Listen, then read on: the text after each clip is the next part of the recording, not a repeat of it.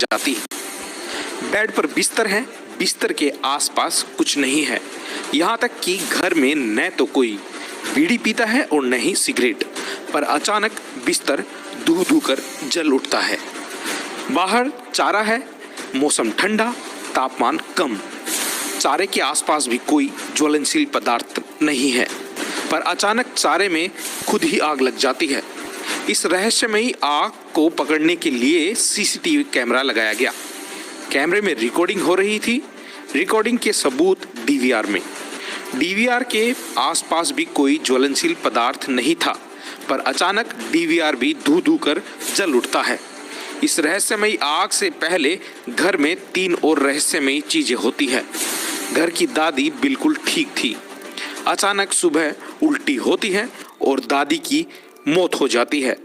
दादी की मौत के कुछ दिन बाद उसके 4 साल के पड़पोते को ठीक वैसे ही उल्टी होती है और उसकी भी मौत हो जाती है।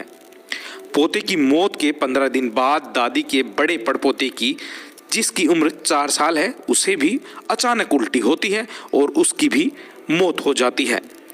2 फरवरी से शुरू हुआ मौत का यह सिलसिला 3 मौतों के बाद 28 फरवरी को थम गया।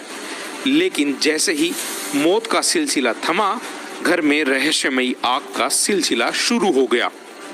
अब सवाल यह है कि आखिर इन मौत और आग के सिलसिलों का सच क्या है?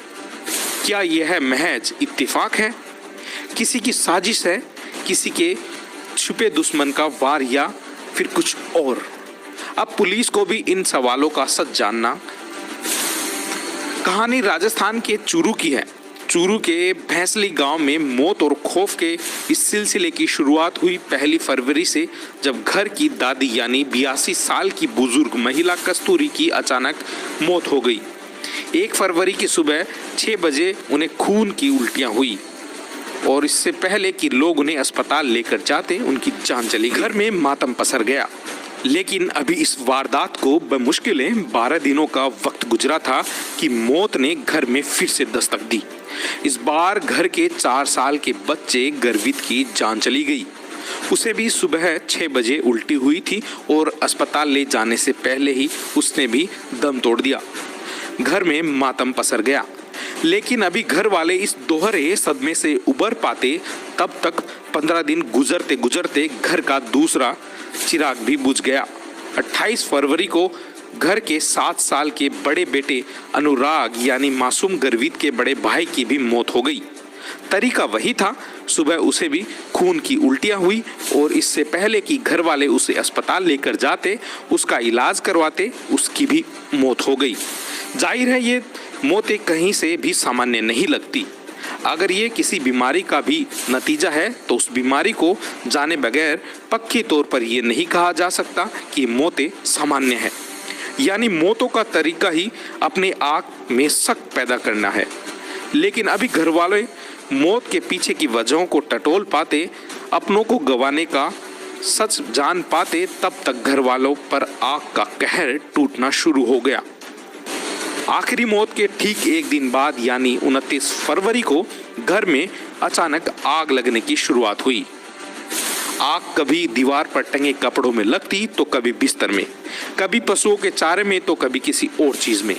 हालत यह हो गई कि पीड़ित परिवार के साथ साथ गांव में तमाम लोग भी अब इस आग के रहस्यमयी सिलसिले से घबराने लगे। घर वालों ने सारा सामान बाहर निकाल दिया ताकि आग लगने पर उसे फौरन बुझा लिया जा सके। उधर गांव वालों ने 2 ट्रैक्टरों पर स्प्रे करने वाली 2 मशीनों और पानी की टंकी का भी इंतजाम कर दिया ताकि आग लगने पर उसे फौरन बुझा लिया जाए। Hello guys, welcome my YouTube channel. How are you? आज मैं बताने वाली हूँ आपको राजस्थान की कहानी। चूरू जिले के भैंसली गांव में लगातार पिछले 1 महीने से लगातार लग रही आग। 1 महीने के अंदर 3 लोगों की मौत, लेकिन आग लगने का कारण अभी तक किसी को नहीं पता चल पाया। इस घटना से परिवार के लोग सदमे में, लेकिन उसी गांव के लोग भी इस दहशत में जी रहे। किसी का कहना है कि काला जादू है और कोई कह रहा है कि ये तंत्र मंत्र के कारण हो सकता है, लेकिन आग लगने का सही कारण अभी तक किसी को पता नहीं। अचानक आग लगने से सिर्फ घर वाले ही नहीं, लेकिन पूरे गांव के लोग सहम गए हैं। लेकिन इस गुत्थी को सुलझाने के लिए पुलिस ने दफनाए गए शव को जमीन से निकाल। भूप सिंह ने बताया, हमारी दादी की मौत 1 फरवरी को हुई थी। उनको सुबह उल्टी हुई थी। उल्टी होने के तुरंत बाद ही हम हॉस्पिटल लेके गए, लेकिन रास्ते में ही उनकी मौत हो। भूप सिंह का एक बेटा 4 साल का, उनकी भी मौत उल्टी के कारण ही हुई थी, लेकिन दूसरा बेटा अनुराग 7 साल का था, उसकी भी मौत उल्टी के कारण। भूप सिंह का कहना, मेरे दो बेटे थे, दोनों की मौत उल्टी लगने के कारण हुई थी। हमारे पूरे परिवार को ये कोई सदमे से कम। भूप सिंह ने बताया, कुछ दिन पहले सीसीटीवी कैमरे लगवाए थे, लेकिन 5 मार्च को ही सीसीटीवी की डीवीआर जल। भूप सिंह का कहना है कि 9 मार्च को तांत्रिक बुलवाया और पूरे दिन घर में पूजा कराई गई, लेकिन उससे अगले दिन ही आग लगनी शुरू हो गई। कभी कमरे में, कभी हॉल में, तो कभी खूंटी पर टंगे कपड़ों में अपने आप आग लग जाती थी, लेकिन डर के मारे पूरे घर का सामान बाहर निकालना पड़ा। घर में आग लगनी तो बंद हो गई, लेकिन अब पशुओं के भैंसली गांव का राज दूर दूर से देखने आते हैं लोग, कभी मीडिया वाले, तो कभी गांव वाले, कभी रिश्तेदार, तो कभी आस पड़ोस वाले। लेकिन अभी तक किसी को ये पता नहीं चल पाया कि ये आग क्यों और कैसे लगी है, कोई लगाता है या अपने आप लगती है।